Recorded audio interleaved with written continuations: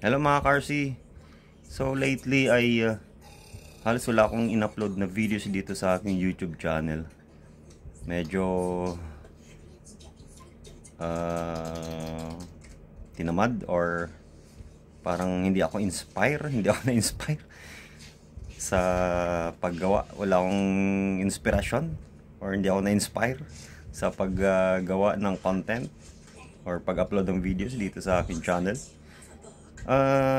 Isang dahilan, yun una, kasi kaya hindi ako masyadong na-inspire or medyo nadi-discourage ako and nag-slow down ako sa pag-upload ng aking mga YouTube content or videos ay sa kadahilan ng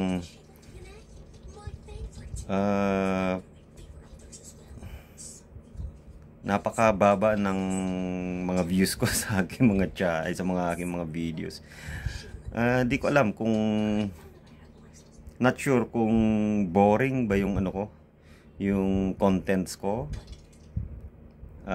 Hindi entertaining. Walang kapupulutang aral. Hindi nakaka-excite or possible na sa tingin ko kasi yung content ko ay parang unusual. I mean, dito kasi sa Pilipinas walang masyadong nagko-content or hindi patok or hindi kinakagat or hindi click yung mga RC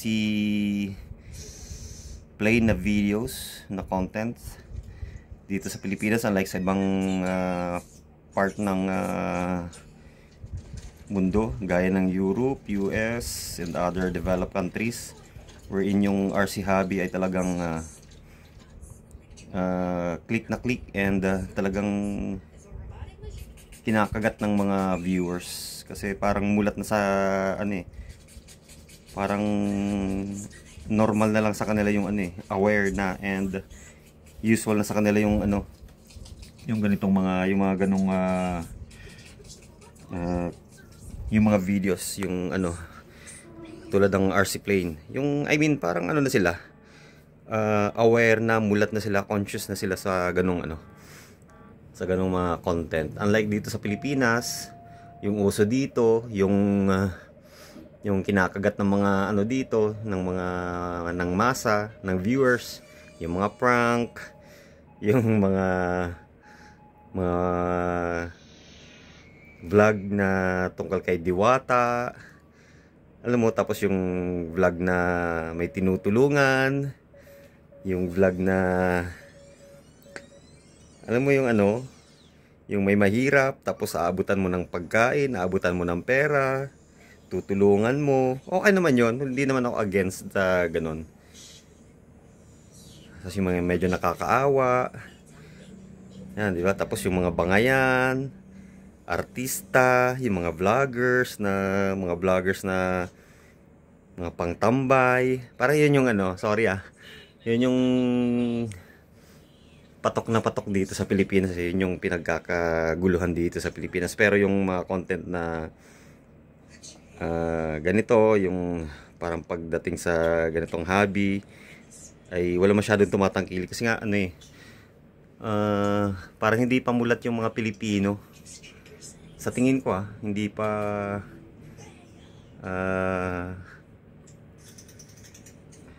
mulat or di ko alam kung paano ba i-describe.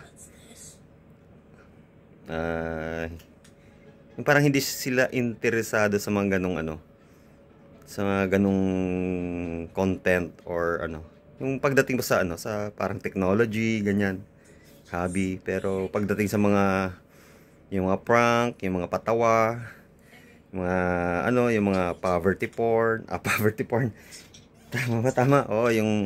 yung merong mahirap tapos tutulungan, kunyari ganun. Tapos yung magbabangayan yung mga vloggers, di ba? Magpapatutsadahan yung mga vloggers, di ba? Yung mga tambay na vloggers, di ba? Tulad ng mga yun, si Boy Tapang, kunyari ganito, parang niloko ng babae for the sake of content lang, para gusto sumikat, nakikiray doon sa kasikatan ng vlogger na to, tulad sino yun, Diwata, Paris Overload, yung mga ganun, yung mga usual, yung parang mga madaling madaling ma-absorb, parang pangmasa nga, pangmasa na content. Yun yung ano, yun yung tinatangkilik ng mga Pilipino, especially ng masa. Anyway, wala akong against doon. Siguro kailangan lang magipagsabayan tayo sa mga ganong content. I mean, hindi natin kapareha yon. Pero I mean, siguro mas kailangan nating galingan pa or ah, makipagsabayan and gawin nating mas ka-interesting and ka-interesado, kapanapanabik yung ating mga content para makuha natin yung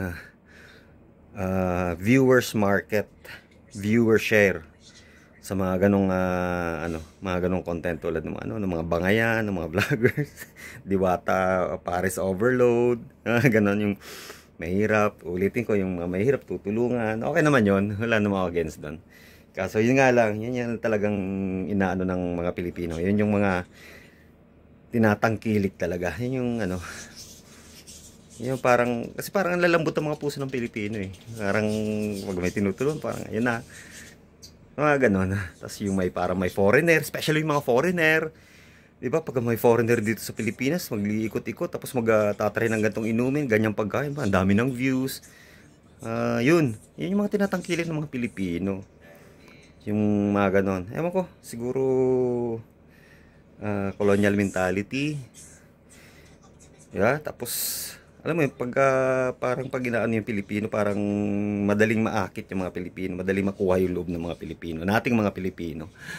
Wala akong against doon, pero yun nga, kailangan talaga natin makipagsabayan sa ganung sa ganung mga content. Kumbaga, makuha rin natin yung kahit konting viewer share dito sa social media. So, yun lang, and syempre mag-upload pa rin ako ng mga videos sa aking YouTube channel kasi sayang naman, umpisahan ko na eh. And watch out na lang sa iba kong i-upload dito sa aking channel. Regarding pa rin sa kasi yun yung gusto ko eh. Parang yun yung hobby ko eh, yung drones, ganyan, technology. Parang ganyan. Siguro mas maganda ganun na lang din gawin ko, yung parang makikipag-ride on na lang ako sa ibang vloggers tulad nila Diwata. Para sa overload, tapos merong isang mahirap, tutulungan ko. Ano pa? Foreigner, kaya kunyari akong foreigner. Papakulayin ko yung buhok ko, tapos gagaling ko yung English accent ko para magbukang foreigner. Tapos pupunta ko sa mga slum area, iinom na, makikipag-jamming sa mga nag-iinuman, kakain sa Siargao. Ganun, di ba? Madaling sumikat eh. Ang dami ng views na madaling makapag-generate ng mga ganung views. Especially yung mga foreigner, di ba? Parang napakalaki ng kinikita ng mga foreigner. Ginagawa tayong gatasan ng mga foreigner eh. Di ba? Pag nagko-content yung foreigner, tapos ang bilis ng views eh, ang daming views, parang mas gusto ng mga Pilipino ganun eh. Yung parang binibilog yung mga yung mga ulo hindi, joke lang. Pero yun, parang pag foreigner ka kasi talaga, di ba? Pag foreigner yung vlogger, tapos pumunta sa mga ganung slum area, kunyari, wow, ang ganda, mga ganyan. Parang bilis ng views sa kanila eh. Parang no sweat sa kanila, walang kahirap-hirap na makapag-generate ng views, ng engagement sa social media. Yung mga ganung content, madaling yung views napakadaling makuha. Hindi ko lang alam, siguro quality rin yung pero iba talaga yung mentality ng Pilipino. Parang andun pa rin yung natin, yung colonial mentality. I'm not against it, pero yun, so kailan talaga nating magsumikap. Kailangan natin makipagsabayan sa mga ganong content. Diba? So, yun lang. Thank you so much. And medyo napapahaba na. Ayun, medyo gabi na. Hopefully, yun. Thank you. And yun lang.